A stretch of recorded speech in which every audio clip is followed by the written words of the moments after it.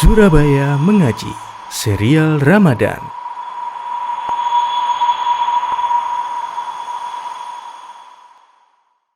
Bismillahirrahmanirrahim. Assalamualaikum warahmatullahi wabarakatuh. Alhamdulillah wassalatu wassalamu ala rasulillah. Bapak Ibu sekalian, selamat datang kembali di serial Ramadan bersama guru kita saat ini di episode kali ini, yaitu Ustadz Budi Santoso. Kita sapa terlebih dahulu beliaunya. Assalamualaikum Ustadz. Waalaikumsalam warahmatullahi wabarakatuh. Sehat Ustadz ya? Alhamdulillah sehat. Alhamdulillah. Ustadz, di bulan Ramadan ini banyak sekali amalan yang bisa kita lakukan Ustadz. Salah satu amalan yang mungkin keutamaannya dan pahalanya juga besar yaitu sedekah Ustadz. Iya. Nah, sedekah di bulan Ramadan ini apakah memang ada keutamaannya dibandingkan dengan di bulan yang lainnya Ustadz? Iya. Bismillah, alhamdulillah, wassalatu wassalamu ala rasulillah wa ala alihi wa ashabihi wa man tabi'ahum bi ihsan ila yaumil amma ba'd. Nah, di antara ibadah yang bisa kita lakukan di bulan Ramadan ini adalah ibadah sedekah. Ya, yang dimana sedekah ini Allah Subhanahu wa taala menyebutkan dalam Al-Qur'an melipatkan pahala sedekah sampai 700 kali lipat. Ini di bulan Ramadan. Ya, apalagi di dalam bulan Ramadan yang tentunya itu Allah yang Maha tahu sampai berapa kali lipat sedekah ini akan dilipat gandakan. Dan yang kita contoh adalah Nabi kita Muhammad SAW.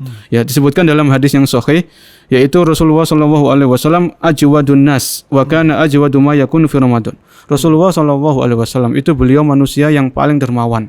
Ya, dan kedermawanan beliau lebih bertambah lagi ketika masuk bulan Ramadan. Bahkan disebutkan juga ajwadu bil khairi minar rihil mursalah.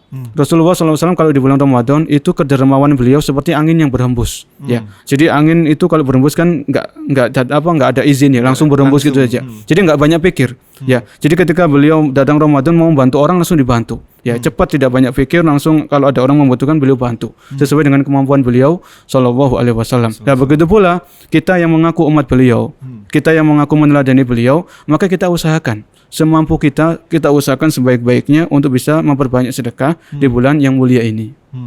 Dan apa aja Ustadz? Apakah ada bentuk-bentuk sedekah yang bisa kita lakukan di bulan Ramadan ini Ustadz? Iya, jadi sedekah yang biasanya yang kita dengar itu kan sedekah dengan uang ya. Dengan harta atau yang semisalnya. Maka kalau kita memang kesulitan atau dalam tanda kutip kita itu kekurangan harta atau ekonomi ini kita lagi pas-pasan, rezeki kita lagi menurun, maka kita bisa bersedekah sesuai dengan kemampuan kita. Bahkan dalam hadis yang sahih, Rasul SAW pernah bersabda, ittaqun nar walau bisyikit tamrah.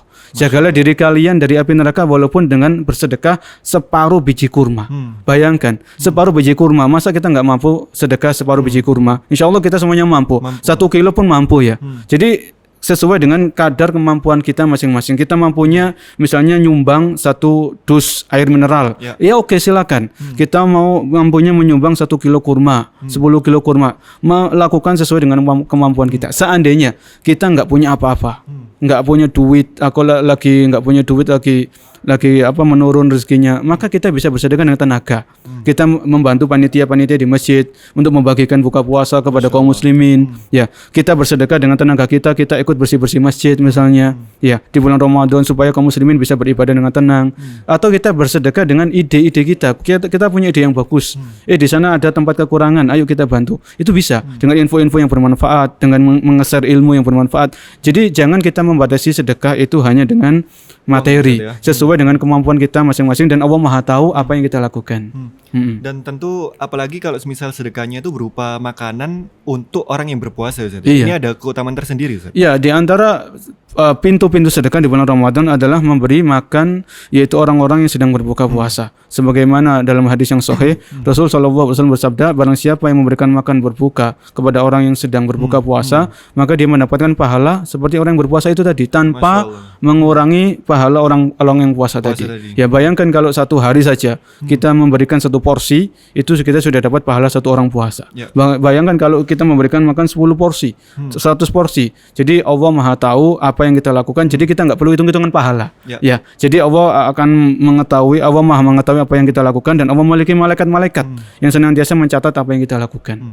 Dan tentu sedekah ini harus diiringi dengan ikhlas juga ya Ustaz ya. Jangan bermaksud sedekah untuk diketahui banyak orang. Misal sedekah ke masjid niatnya untuk agar disebutkan namanya, dipuji gitu ya. Dipuji gitu. Itu harus dijaga niatnya ketika kita sedekah ya Ustaz ya. Iya, di antara hal yang sangat-sangat penting yang tidak boleh kita lupakan adalah keikhlasan dalam bersedekah.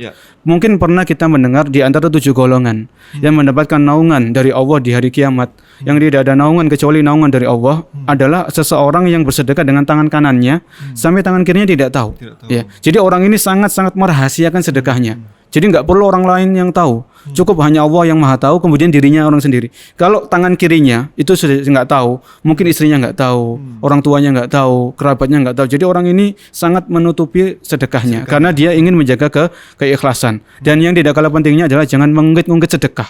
Ya, mengungkit-ungkit ini juga bisa menghanguskan pahala sedekah kita. Oh, kamu kalau dulu kamu nggak saya bantu, kalau dulu kamu nggak saya sumbang, mungkin kamu sudah menjadi orang yang miskin. Ini juga bahaya, hangus. Jadi jaga keikhlasan dan jaga lisan. Jangan sampai kita mengungkit-ungkit sedekah yang sudah pernah kita keluarkan. Ada bahayanya nggak Ustaz kalau misal kita niatan riak gitu Ustaz untuk sedekah ini Ustaz? Apakah hangus atau gimana Ustaz? Jadi kita sudah mengetahui syarat diterimanya ibadah. Ya, syarat diterimanya ibadah adalah kita semata-mata ibadah hanya dilandasi dengan keikhlasan, ya. Hanya mengharapkan pahala, mengharapkan ridha Allah Subhanahu wa taala, mengharapkan surga Allah Subhanahu wa taala, mengharapkan bisa melihat wajah Allah di surga, ya. Adapun kalau kita bersedekah, kemudian kita pengen dipuji, maka kita justru bukan mendapatkan pahala, kita akan mendapatkan dosa. Karena riya termasuk salah satu bentuk syirik yang kecil. Yang dimana syirik kecil ini adalah salah satu dosa besar yang itu ancamannya sangat besar. Berbeda lagi kalau kita sedekah, kemudian nama kita diumumkan, tapi kita nggak ada maksud untuk riya, supaya hanya memotivasi saja. Ini boleh. Ya, ini boleh. Jadi memotivasi saudara-saudara kita yang lain supaya juga bersemangat dalam bersedekah. Jadi innamal a'malu binniyat. Sesungguhnya setiap amalan sesuai dengan niatnya. Ya. Dan Allah Maha tahu apa yang ada di dalam hati kita. Tidak ada yang tersembunyi bagi Allah Subhanahu wa taala. Terakhir Ustaz, ada nggak ini Ustaz, prioritas sedekah Ustaz? Seperti yang mungkin ada dalil yang menyampaikan bahwasanya sedekah ke keluarga lebih utama daripada ini gitu Ustaz. Iya. Ini dalam agama kita itu agama Islam adalah agama yang sempurna, ya, agama yang lengkap sampai dalam masalah sedekah itu sudah diatur. Jadi sebelum kita sedekah kepada orang lain, kita lihat diri kita sudah cukup, alhamdulillah. Kemudian istri kita cukup, anak-anak kita cukup. Maka setelah itu kalau diri kita sudah cukup, istri kita, anak kita sudah kecukupan, kemudian kita punya harta lebih, maka lihat kedua orang tua kita. Jangan sampai kita membantu sana, membantu sini, orang tua kita sendiri masih kekurangan, butuh bantuan. Setelah kedua orang tua kita mereka cukup, alhamdulillah, lihat kerabat kita, paman, bibi, sepupu, keponakan, ya, kakak ipar, adik ipar, mertua. Ya, itu kita lihat dulu. Orang-orang sekitar kita itu kalau mereka masih kesulitan, masih butuh bantuan, ya jangan kita keluarkan sedekah kita kepada yang lain. Jadi kerabat yang punya hubungan darah, punya hubungan silaturahmi, ini kita jaga dahulu untuk bisa bersedekah kepada mereka. Kenapa? Karena kalau kita bersedekah kepada kerabat kita dapat 2 pahala. Pahala yang pertama pahala sedekah, yang kedua adalah pahala silaturahmi. Masya Allah. Ya. Kalau kerabat kita sudah cukup, ya semuanya sudah tercover, maka baru kita sedekah kepada tetangga, ya tetangga kanan, tetangga kiri, tetangga depan kita, kemudian teman-teman kita, teman kerja, ya kemudian teman sekolah dulu mungkin, ya teman kuliah, itu kita hubungi mereka. Ya, kalau itu semuanya sudah tercukupi, baru kita sedekah kepada orang lain yang mungkin kita nggak kenal, ya nggak kenal, tapi itu Muslim, kita sedekah kepada mereka. Masya Allah, jadi lengkap ya Ustaz ya, agama Islam ini ada sedekah aja ada prioritasnya Ustaz. Iya ada. Taib, syukran Ustaz, jazakallah khair atas pemaparan materinya. Pemirsa sekalian, demikian untuk episode kali ini, yaitu terkait keutamaan sedekah di bulan Ramadan. Jadi semoga kita semua diberikan taufik oleh Allah Subhanahu wa taala, dimudahkan untuk bersedekah di bulan Ramadan. Dan tadi sudah disampaikan juga bahwasanya sedekah tidak hanya uang ya Ustaz ya, bisa sedekah melalui tenaga, pikiran dan seterusnya.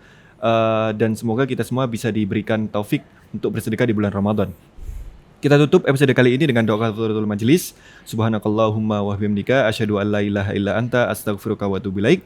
Kita bertemu lagi di episode berikutnya insyaallah.